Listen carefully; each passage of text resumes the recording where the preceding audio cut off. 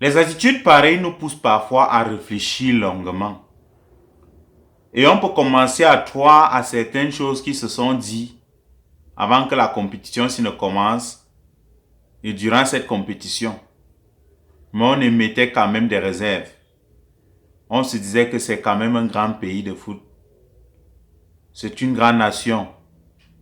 Ils n'ont pas besoin de faire n'importe quoi pour pouvoir réellement gagner cette compétition.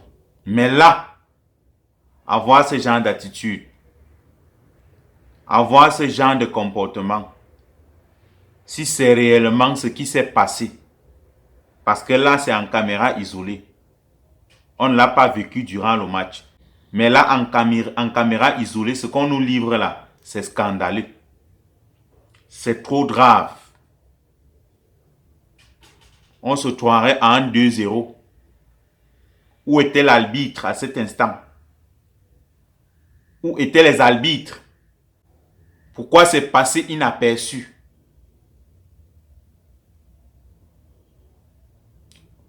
Ça fait beaucoup réfléchir. Et on peut commencer réellement à croire à ce qu'on refutait. On refusait depuis le départ. Aïe!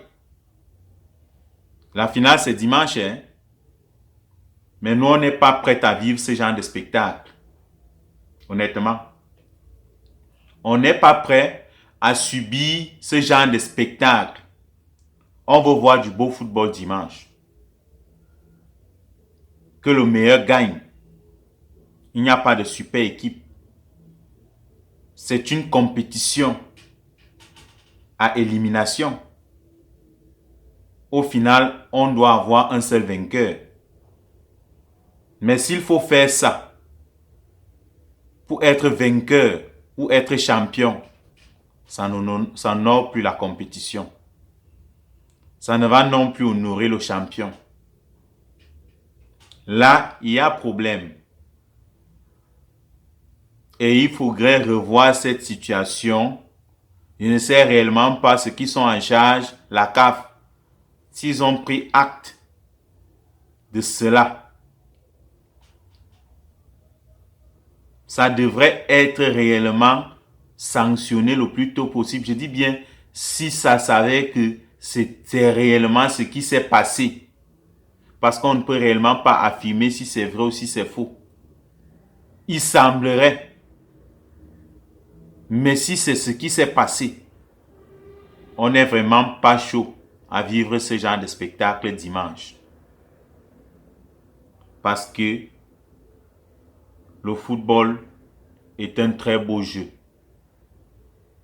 C'est juste un moment de partage, de convivialité, d'échange. Mais s'il faudrait transformer ça en tricherie, en provocation, ce n'est plus bon. On ne parle plus du même foot.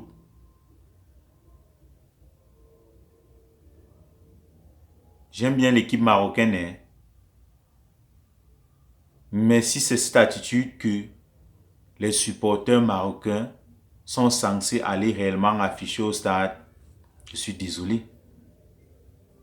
Je suis désolé. Ça déshonore tout un pays. Ça déshonore l'équipe nationale. Nous sommes tous des Africains. On n'est pas en guerre. On est dans un moment de partage.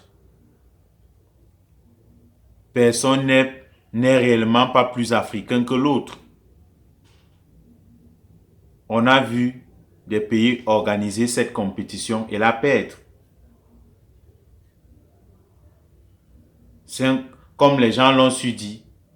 Si les équipes doivent continuer à organiser cette compétition, il vaudrait mieux qu'on demande à l'équipe, au pays organisateur d'attendre uniquement la finale. Ne plus jouer les matchs de qualification.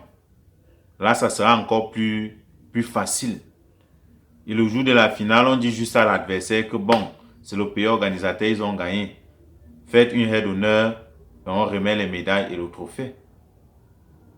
Mais s'il faut procéder de la sorte, à Mondovision, c'est dégueulasse. Excusez-moi. Ça ne donne vraiment plus envie de s'asseoir devant la télé dimanche pour regarder la finale de la CAN. Parce qu'on connaît déjà ce qui va se passer. On s'imagine le scénario qui pourra se passer dimanche face au Sénégal. Nous, on n'a pas besoin de ça. Rendez notre football beau comme il a toujours été. Et laissez les esprits de foot s'exprimer librement. Et que la meilleure équipe puisse gagner. Mais nous servir ça. Nous servir ce type de comportement. Pas au 21e siècle.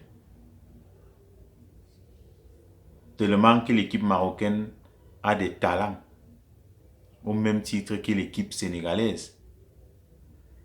Pourquoi utiliser ces moyens-là un peu limite pour penser vraiment atteindre psychologiquement l'adversaire?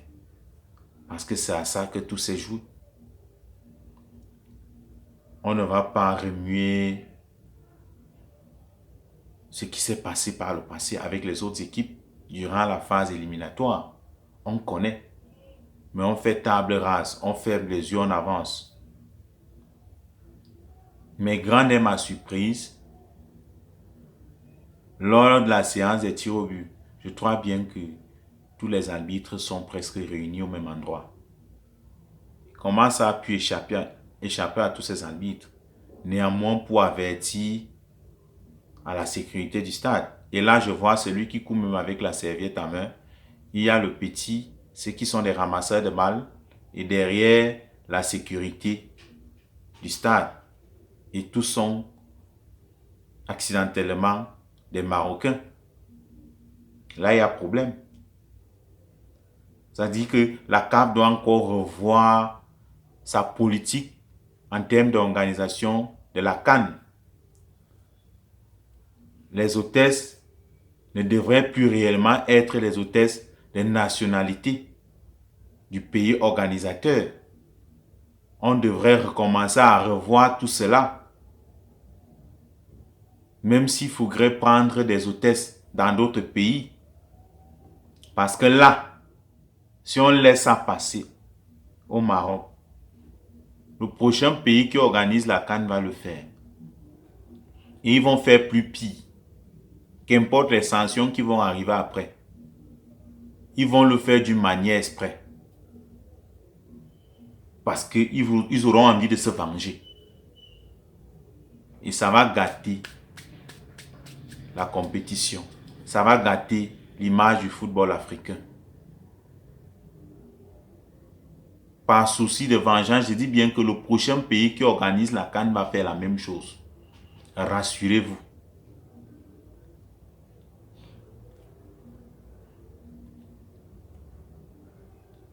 Le Nigeria était une équipe coriace. Mais on a fait tout et tout pour casser cette équipe-là psychologiquement.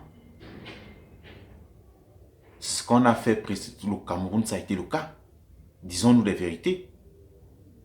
Pas besoin de faire trop. On casse l'adversaire psychologiquement. C'est fini. Tu perds le match. Et le scénario ne pourra pas être différent.